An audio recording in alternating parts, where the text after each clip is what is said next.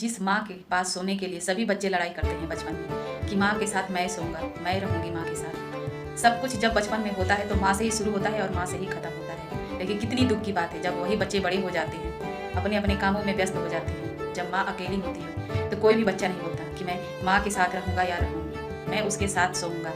कोई बच्चा नहीं बोलता। जब अपने जीवन में आगे बढ़ जाता है तो माँ से सोना क्या, उससे बात भी करना जरूरी नहीं समझता, उसका हाल चाल लेना भी जरूरी नहीं समझता। कल तक वही बच्चे लड़ा करते थे बचपन में कि माँ के साथ मैं रहूंगा, मैं उसके साथ खाना खाऊंगा, उसके पास होऊंगा। लेकिन वही बच्चे जब बड़े हो जाते हैं तो माँ के नाम से ही कतराने लगते हैं। जो माँ अपनी खुशियों को त्याग कर बच्चों को पालने में लगाती है, जो माँ पढ़ी लिखी होने के बाद भी एक अनपढ़ की तरह बच्चों में ही सारा ध्यान लगा दिया, अपनी अच्छी खासी जिंदगी को बर्बाद करके अपने बच्चों की अच्छी जिंदगी बनाने में लग गई। आज वही बच्चे कतराते हैं माँ का हाल चाल में। कितनी बड़ी दुख की बात है। जो माँ ने सपना देखा था वो बच्चों का पूरा किया कि मेरा सपना का क्या है, लेकिन मेरे बच्चों का सपना पूरा होना जरूरी है। तो अपने माता पिता को एक बार समझ के देखना, जीवन का हर उस सुख आपको मिल जाएगा जो जीवन में जितना हम पैसे कमा कर नहीं कर सकते, वो माँ के साथ रहकर जो सुख हमें मिलेगा वो दुनिया में कोई सुख नहीं दे सकता है। तो अपनी माता को हमेशा समझना चाहिए, उसके दर्द को, उसके पल पल के बीते हुए कल को हमेशा समझना चाहिए कि एक माँ ने हमारे लिए क्या कुछ नहीं